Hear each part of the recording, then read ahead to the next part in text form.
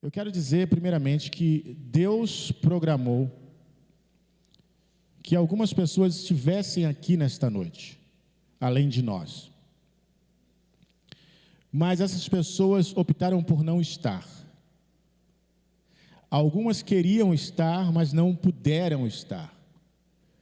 Outras puderam estar, deveriam estar, mas optaram por não estar. Estou falando isso porque o Espírito Santo está me colocando isso.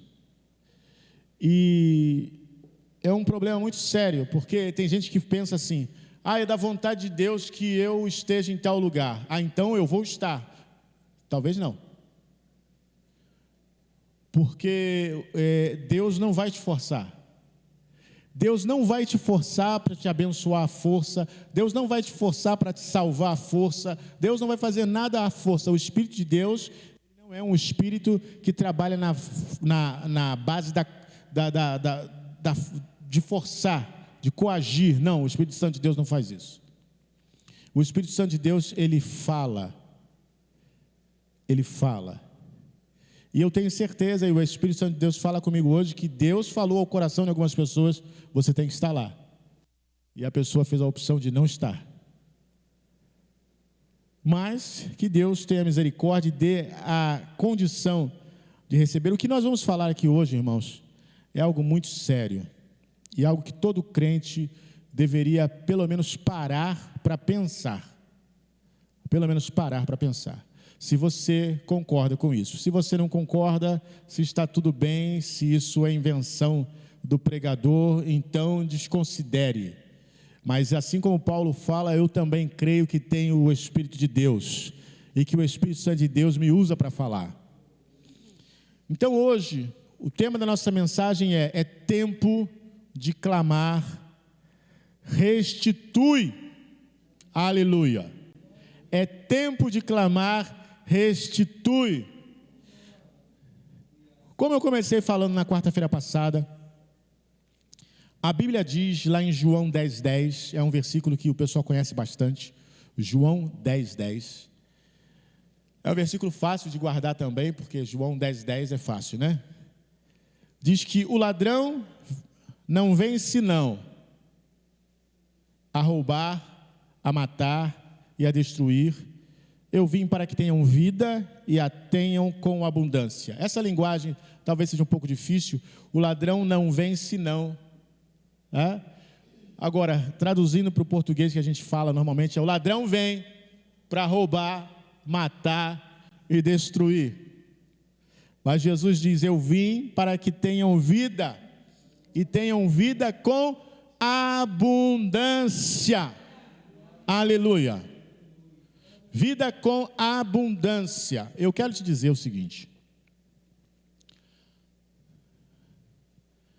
tudo aquilo que o diabo ofereceu para Jesus lá na tentação no deserto, ele só fez isso, só ofereceu porque ele roubou. O diabo, ele é ladrão, ele veio para roubar. O homem deu a entrada a Satanás no Éden e o diabo roubou, simplesmente. Você sabe que nesse mundo existe terra, existe alimento, existe suprimento para os 8 bilhões de pessoas que existem no mundo. Nunca seria necessário ninguém passar fome. Nunca seria necessário ninguém não ter aonde morar. Todos poderiam ter onde morar, ter o que comer, ter o que vestir. Ninguém teria necessidade. Essa história que contam que muita gente vai acabar os recursos do planeta, isso é tudo mentira. Eu digo e reafirmo que é mentira. Já foi feita uma contagem, irmãos, e uma pesquisa, e concluíram que os 8 bilhões de habitantes do planeta, todos poderiam perfeitamente morar somente na Austrália. E ainda sobraria o tamanho do mundo inteiro. Então, o que você quer dizer com isso? Quer dizer que para encher, para lotar, vai demorar. Vai demorar muito. Essa história de que que tem que reduzir, porque vai acabar a água. Irmãos, isso é a maior lorota do mundo. Isso nunca vai acontecer. Tudo isso você sabe muito bem para que é. É para que você pague mais caro, é para que quem tem dinheiro possa ter, e quem não tem fica sempre prejudicado. Essa é a história. Não existe essa falta que as pessoas estão falando. O que existe é a corrupção do homem, é a ganância do homem, é isso que existe. Porque enquanto você, às vezes, conta moedinha para comer um prato feito de 15 reais, tem gente que no almoço gasta 20, 30 mil, 10 mil reais, 1 milhão de reais num único almoço. Então, isso é mentira, de que não tem comida, de que não tem condição, de que não tem, isso é mentira. Isso é mentira. Enquanto os povos, em países, não precisa ir para país nenhum, não, aqui mesmo, enquanto a gente encontra crianças pegando comida do lixo, tem gente aí simplesmente, eu não fui com a cara desse prato, pode jogar fora. Esse bife eu estou achando ele meio seco, pode jogar fora. Valdir trabalha em restaurante, sabe que é assim, não é? O cliente pede lá um prato, aí ele olha, não gostei do aspecto. Até filé mignon. Não gostei desse filé mignon. Estou achando ele meio insosso. Pode jogar fora. Então, isso é uma grande mentira, irmãos, que falam que não tem. Eles falam que não tem para que os pobres fiquem cada vez mais manipulados. Então, o que é isso? O que é isso? Esse sistema vem de Deus? Não. Esse sistema é do diabo. É um sistema maligno que está no mundo e que muitas vezes conta mentiras para nós e faz a gente acreditar nessas mentiras todas, mas hoje, em nome de Jesus, muita mentira vai cair por terra. Aleluia, porque nós não pregamos a mentira, nós pregamos a verdade. O ladrão veio para roubar. Sabe o que é isso? É o diabo roubando você. Nós fomos roubados desde que nascemos, nós só não. Seu pai foi roubado, seu avô foi roubado, seu bisavô foi roubado, seu tataravô foi roubado, todos nós fomos roubados, irmãos. A Bíblia diz no Salmo 24, do Senhor é a terra e a sua plenitude, o mundo e os que nele habitam. De quem é a terra? Do Senhor. Como é que um homem só diz assim, olha, eu sou dono dessa cidade toda aqui? Como é que um homem diz isso? Isso é mentira. Mas ele comprou e isso é mentira. Irmãos, o diabo, ele faz isso, ele causa essa separação e essa desigualdade. Mas o pior disso tudo não é ainda isso. Isso é ruim. O pior disso ainda é ele fazer você acreditar de que isso está certo.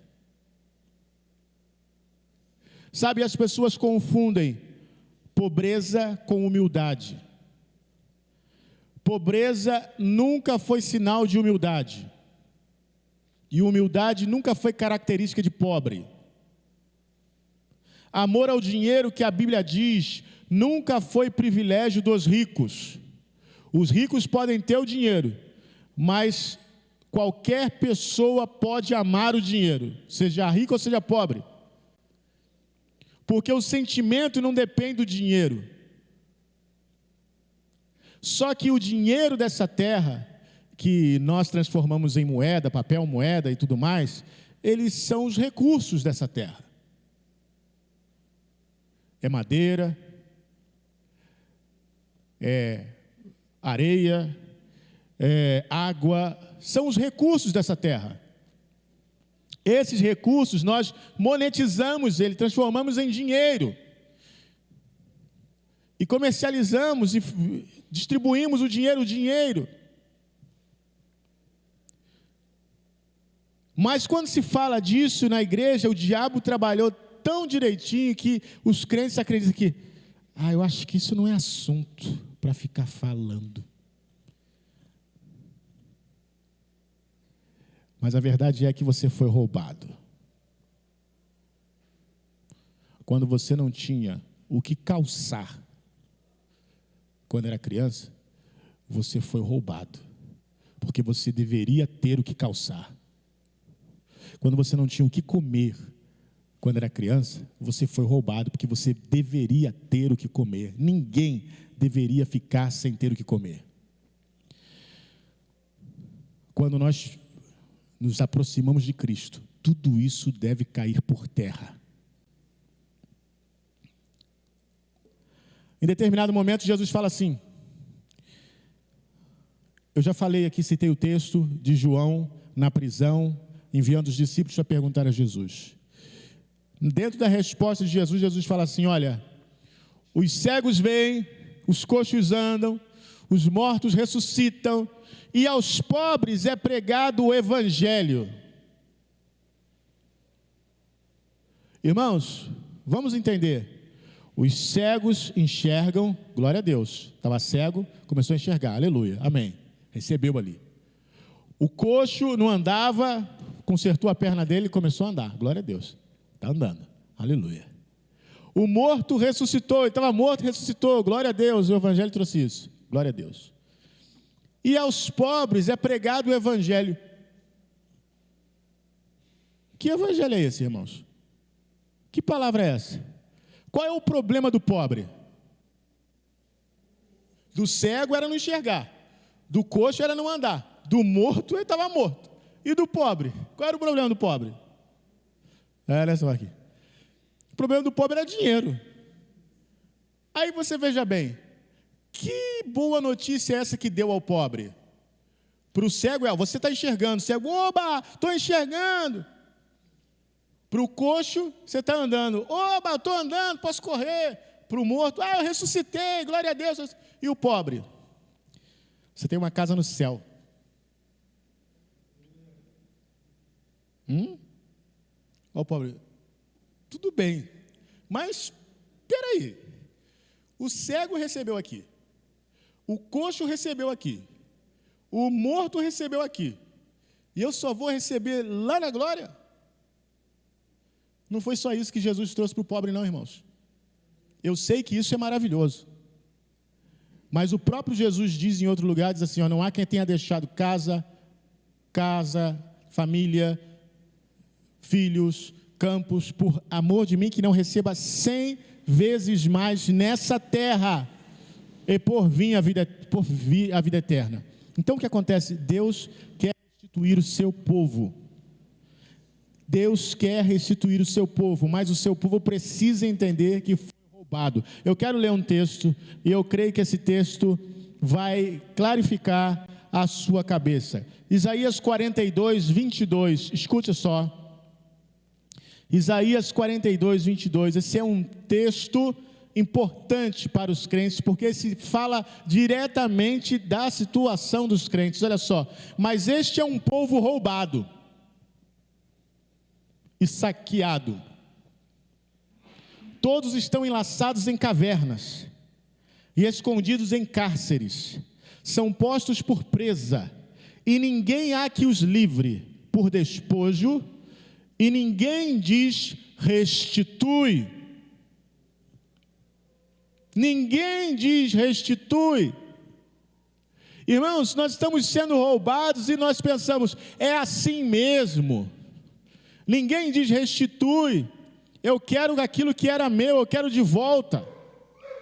Eu não sei quanto a você, mas eu quero aquilo que era meu, eu quero de volta.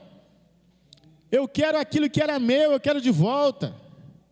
Eu quero que a sua família tenha tudo aquilo que você deveria ter tido e não teve. Mas não é você se matando de trabalhar para dar não, querido. É você descansando no Senhor, você trabalhando de forma normal e natural e obtendo essas coisas. Porque o que muita gente conta que é mentira, e fala assim, esse povo não quer trabalhar, é mentira. Esse povo trabalha muito, mas está sendo roubado e saqueado. E eu não estou falando nada de política aqui não, irmãos. Embora isso envolva tudo isso, não estou falando disso. Estou falando de uma ação do diabo. A Bíblia é muito clara quando diz lá em Efésios capítulo 6, que a nossa luta não é contra a carne nem contra o sangue, mas contra os principados e as potestades. Tudo isso que está acontecendo no Brasil e no mundo não tem nada a ver com política. Nós temos os bonecos, fulano, ciclano, beltrano, nós temos isso aí, mas é o diabo que está por trás de tudo isso. E nós, como igreja, nós devíamos, na verdade, nem ligar para essas figuras e começar a dizer: restitui. Tomar posse daquilo que Deus tem. Porque, irmãos, o poder está na mão da igreja. O poder não está na mão de voto, o poder não está na mão de nada disso, o poder está na mão da igreja. Já viu agora que o que eles mais querem é ofender a igreja? O que mais querem é provocar a igreja? O que mais querem é colocar a igreja em vergonha, é levantar problema, gente que pecou, gente que errou, e colocar isso na internet para desmoralizar a igreja. Irmãos, existem milhares e milhares de irmãos e irmãs que são honestos, que são chefes e donos de família, donas de casa, que trabalham, que servem ao Senhor, que nunca estiveram metidos em escândalo, nunca. E nem nunca estarão, mas pega-se aqueles poucos, e eu digo poucos, pode parecer, tem muito na internet, não tem muito não, são poucos, porque só no Brasil nós somos mais de 40 milhões, então se tiver 1000 na internet é pouco, comparado com 40 milhões, então pega isso e coloca, irmãos, nós precisamos entender que a nossa luta não é contra a carne, nem contra o sangue, a nossa luta é contra os principados e as potestades, contra o diabo e os seus anjos. Essa é a nossa luta. Ele tem nos roubado. Igreja, ele tem nos roubado. Estou aqui para fazer essa denúncia de que o diabo tem nos roubado. E nós, como igreja, não temos gritado: restitui. Nós temos ido com a onda, é assim mesmo, a igreja não tem comunhão, as igrejas são separadas, é assim mesmo, está sendo roubado, as igrejas não se unem, é assim mesmo, não, está sendo roubado, as igrejas não avançam, as igrejas não têm condição de abrir um orfanato, de abrir uma creche, estamos sendo roubados. A igreja não tem condição de mandar missionário, a igreja não tem condição, estamos sendo roubados. Mas nós achamos que é assim mesmo. Ninguém grita: restitui.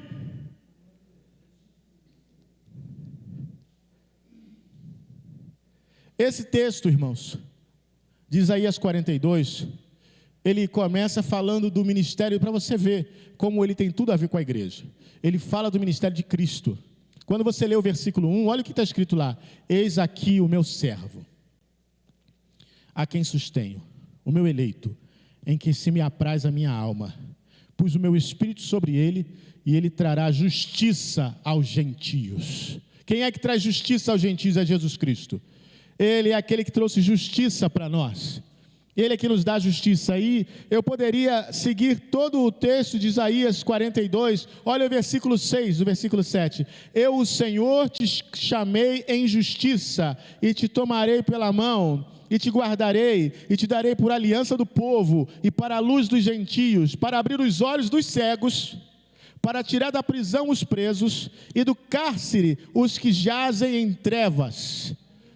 Irmãos, esse é o ministério de Cristo, o ministério da igreja. Abrir os olhos aos cegos, para que o cego saiba que está sendo roubado. Já imaginou aquela pessoa pedindo na rua, está lá com um chapéu, lá com uma caixinha lá pedindo, mas ele é cego. E aí vem aquele espertalhão, né, que sempre tem um espertalhão, pega lá uma moedinha assim, aí vai lá na caixinha do cego e finge que está botando, mas está tirando na verdade. E o cego às vezes não percebe que está sendo roubado. Mas nós que temos o mesmo ministério que nosso Senhor Jesus Cristo, estamos aqui para abrir os olhos aos cegos, para tirar da prisão os presos, porque há pessoas presas por causa do inimigo, aqueles que jazem nas trevas, aleluia. Esse é o ministério de nosso Senhor Jesus Cristo, esse é o ministério da igreja que precisa gritar: restitui. Deus nos colocou aqui nesse lugar para gritar: restitui, aleluia. Sabe, eu vou falar de Teresópolis especialmente porque é aqui que a gente mora. Desde 2011, os irmãos sabem o que eu estou falando. Veio um abatimento sobre essa cidade. Depois da tragédia de 2011, veio um abatimento sobre essa cidade. Essa cidade nunca mais foi a mesma. A gente foi levando. Se você lembra, né? Você que é adulto lembra como é que era antes de 2011 e depois de 2011 como é que ficou. Não foram só as vidas que foram perdidas, não, irmãos. Parece que a alma dessa cidade foi ferida. Por quê? Porque foi roubada. O que foi aquilo nós não sabemos. Até hoje não sabemos. Mas os efeitos nós conhecemos bem. Fomos roubados, saqueados e nunca mais. 2011, passaram-se os anos, entrou a pandemia. Agravou ainda mais a situação espiritual. Situação espiritual, irmãos. Porque tudo isso vem roubando a nossa alma. Essa pandemia, sim, mas foi mundial, mas a igreja sofreu muito. As inúmeras vidas que perderam, sim, eu também perdi pessoas da minha família, mas há um prejuízo, um déficit na alma das pessoas por causa disso tudo. O diabo tem roubado. E o pior, eu não vejo ninguém dizendo isso. Ninguém que diga restitui. Eu quero a alegria de volta. Eu quero a fé de volta. Eu quero a minha força de volta. Eu quero o meu ânimo de volta. Eu quero a minha liberdade de volta. Eu quero tudo aquilo que foi perdido ao longo desses anos. Eu quero de volta. Quantas pessoas, irmãos, fora do Evangelho, fora. Quantas pessoas no mundo que estavam na igreja, mas agora não estão, e a igreja não diz restitui. É assim mesmo, esse povo não quer nada, é assim mesmo. A igreja precisa gritar restitui. Irmãos, não é só material não, é tudo. O diabo veio para roubar, para matar e para destruir. Você sabe o peso dessas palavras? Só o que acontece, se eu estou mais ou menos, eu estou mais ou menos, lá, minha vida está mais ou menos, eu não vou esquentar muito com isso, porque eu estou comendo, estou bebendo, minha vida está mais ou menos, eu não estou doente, está tudo certo. Não, mas há algo espiritual acontecendo e é preciso, eu tenho esperança, que essa palavra que Deus tem me dado hoje não seja um caso isolado, que isso seja sendo falado em outros lugares, para que a igreja desperte para começar a dizer restitui, restitui, restitui, porque não é Deus não que vai restituir não, é o diabo que tem que devolver. Quem tem que restituir é Satanás, porque é ele que roubou. E nós temos a palavra de autoridade que vem de Deus para dizer, olha Satanás, restitui, traz de volta. Você vai trazer de volta do jeitinho que você pegou e ainda mais.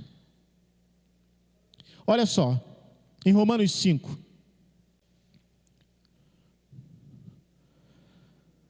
Romanos 5, versículo 12.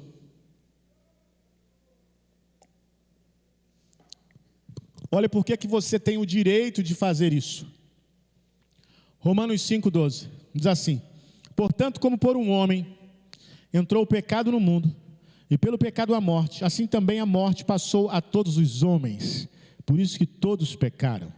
Aleluia. Então, por um homem entrou o pecado no mundo. Como é que o diabo conseguiu isso? O pecado. Entrou através de Adão, enganou Adão e roubou a humanidade. É interessante porque lá no Éden, ninguém imaginaria a consequência de tudo isso. É como Abraão e Sara e Agar. Ninguém imaginaria a consequência disso anos e anos depois. Ninguém imaginaria. É como hoje, você faz algo e você não imagina a consequência disso daqui a 20 anos. Mas quando o homem permitiu, por causa do pecado, o diabo entrar, ele entregou tudo nas mãos do diabo. Tudo. Olha o versículo 15.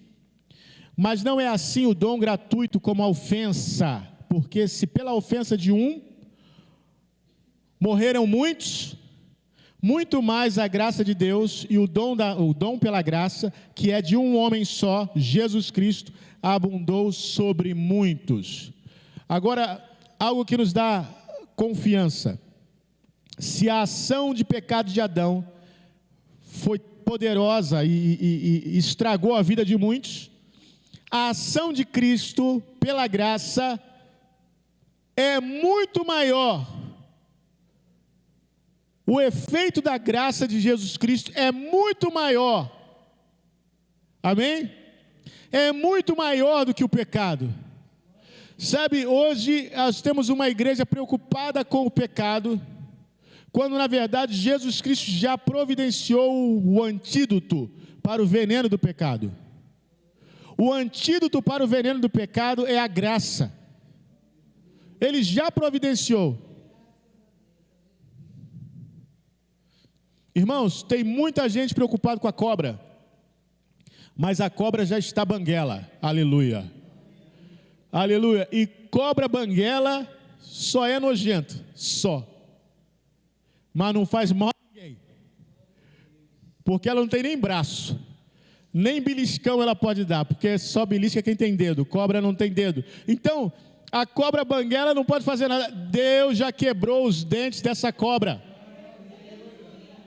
Nós temos o antídoto para o pecado, é a graça de Deus. Está aqui, olha, o dom gratuito não é como a ofensa, ele é muito mais poderoso do que a ofensa. A ofensa teve o seu poder, mas o dom gratuito pela graça, ele abundou sobre muitos. Aleluia. Olha o versículo 16, e não foi assim o dom como a ofensa, por um só que pecou, porque o juízo veio de uma ofensa, na verdade, para a condenação, mas o dom gratuito veio de muitas ofensas para a justificação. Aleluia, aleluia.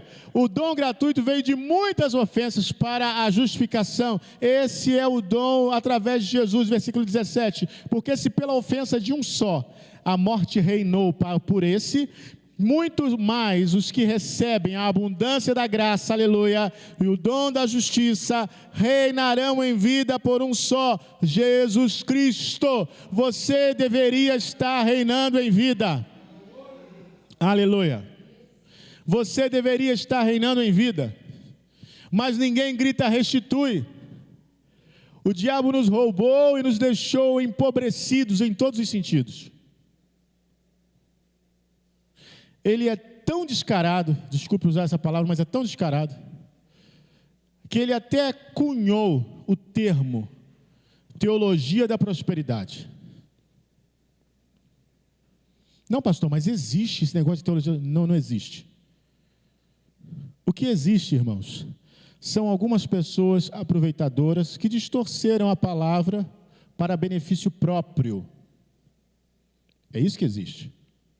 Mas não existe teologia da prosperidade. A prosperidade está na Bíblia.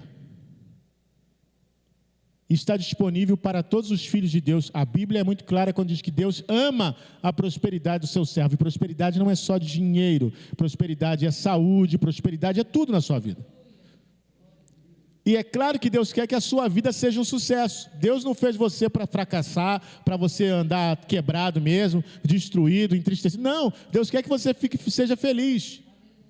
É lógico que quer. Mas algumas pessoas com essa história de sofrer pelo Evangelho, irmãos, sofrer por Evangelho é uma coisa. Sofrer no mundo aí por qualquer coisa é outra coisa. Sofrer pelo Evangelho, sim, mas sempre tendo a alegria de Cristo. Passar fome não é sofrer pelo Evangelho, não, irmãos. Não ter o que calçar não é sofrer pelo evangelho, não, irmãos. Isso é roubo do diabo. Aqueles discípulos que andaram com Jesus nunca ficaram sem comer. Por quê? Porque Jesus é o Filho de Deus e Ele sabe que todos os recursos são dele. Aleluia. Então, Ele multiplicou pão, multiplicou peixe, Ele fez até dinheiro aparecer na boca do peixe. Essa é a realidade. Com Jesus não tinha velório, com Jesus não tinha fome, com Jesus não tinha sede, com Jesus não tinha problema nenhum. E a estada de Jesus com os discípulos era só uma amostra grátis do que seria a estada dele conosco. Então é assim também a nossa vida. Deve ser assim a nossa vida, porque Jesus está com você. E se Ele está com você, não tem fome. Se Ele está com você, não tem miséria. Se Ele está com você, não tem necessidade, porque Ele supre todas as nossas necessidades. Aleluia, glória a Deus. Olha o versículo 18.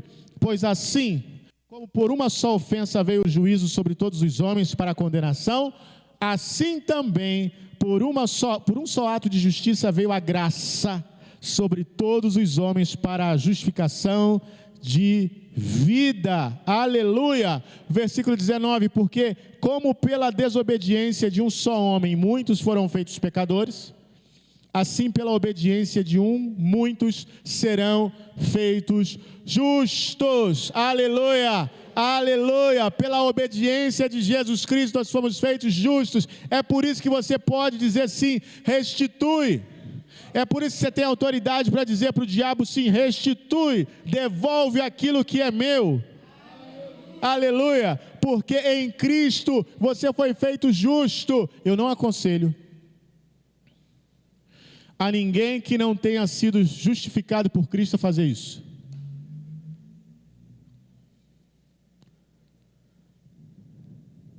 Porque não é só dizer restitui. Você tem que ter direito a dizer restitui. Quando você recebeu o pecado por herança, assim que nasceu, o diabo tinha direito legal de saquear todos os seus bens. Mas quando você nasce novamente,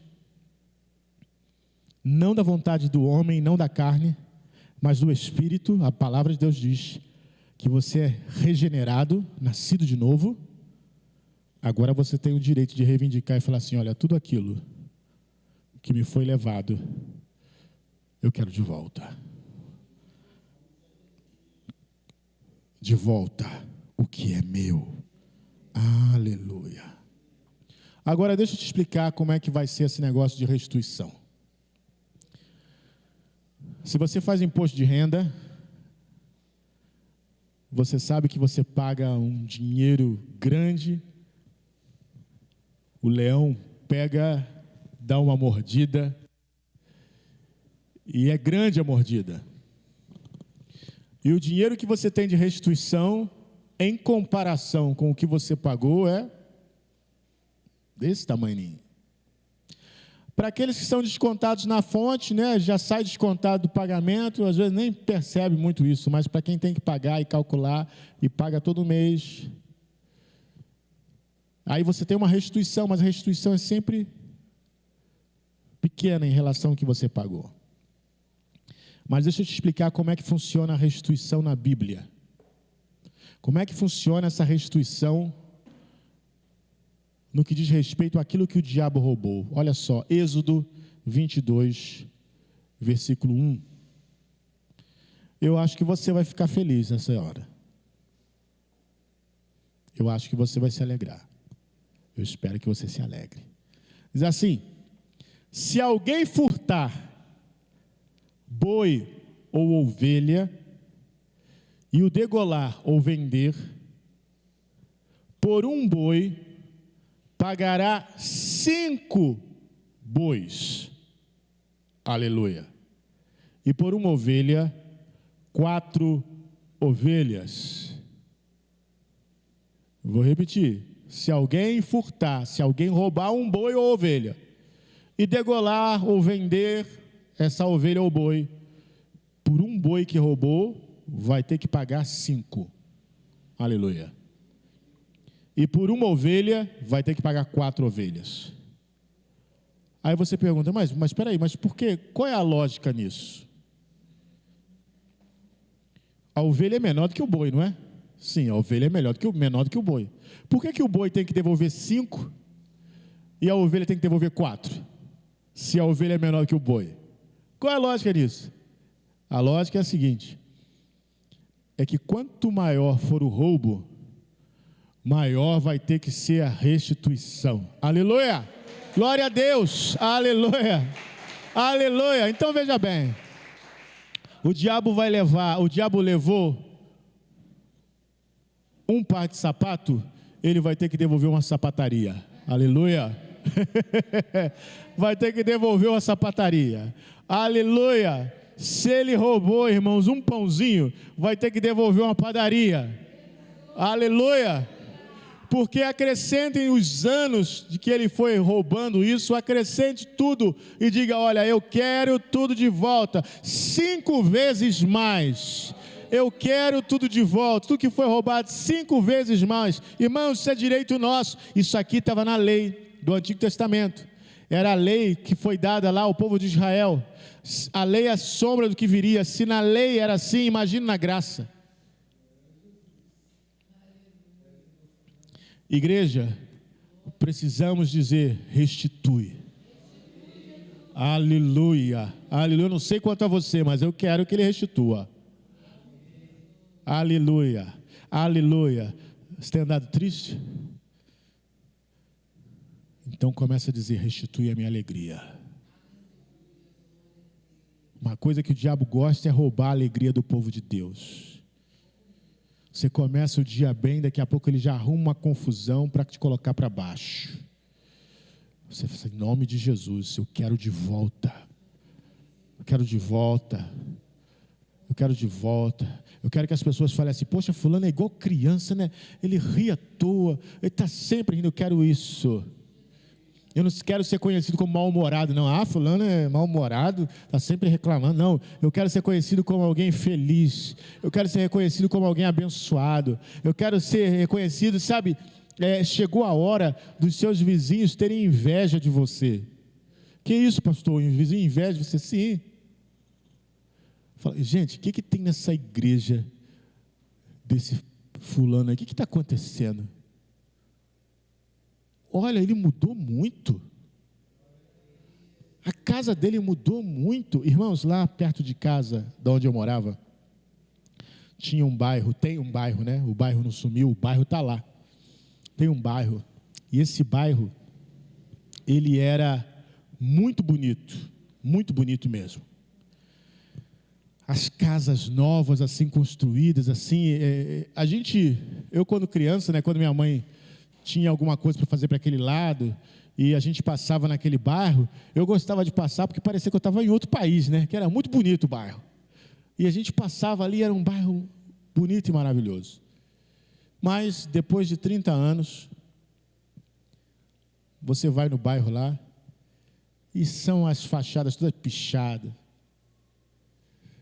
não tem reforma às casas, as ruas têm buracos.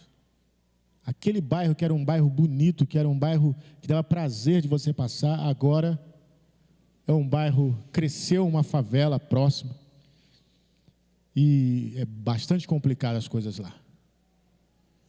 E aí eu fico pensando, era para ser assim? E a gente vai assim, é assim mesmo? Não, irmãos, o diabo veio para roubar, matar e destruir. E a gente vai acostumando e falando assim, é assim mesmo, não, mas agora em nome de Jesus, você vai ter dinheiro para fazer a fachada da sua casa, para arrumar a fachada da sua casa, para colocar um portão direito, para pintar a sua casa. As pessoas falam, mas o que está acontecendo? Está pintando a casa? Você sabe como é que é? O povo estranha quando você está pintando a casa, né? Mas está pintando por quê? O que está pintando? Não, eu pintando para ficar bonito. Mas estranho, muito estranho, pintando a casa. Antigamente o pessoal dava aquela caiada só na época do Natal. Comprava xadrez, cal, fazia aquela mistura e saía com a brocha borrando tudo quanto é parede. Mas em nome de Jesus não vai ser assim. Em nome de Jesus, vamos voltar a ter bairros bonitos, casas com fachadas bonitas. Pastor, para que isso é importante? Se nós vamos para o céu, vamos deixar tudo aí. Ok, Deus te abençoe.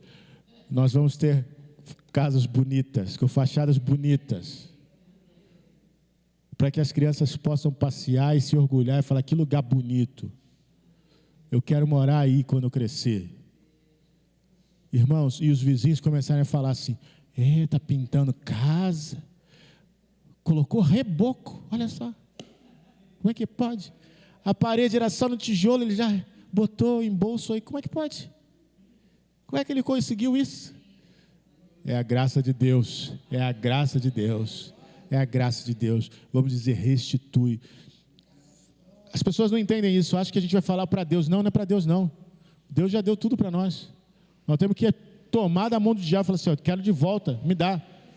É essa a autoridade. Então nós não estamos falando, Deus restitui, nada disso não. Estamos no mesmo caso de Moisés diante do Mar Vermelho. Deus falando, por que você está clamando a mim? Diga ao povo que marche. E agora nós estamos na mesma situação, por que você está pedindo para mim?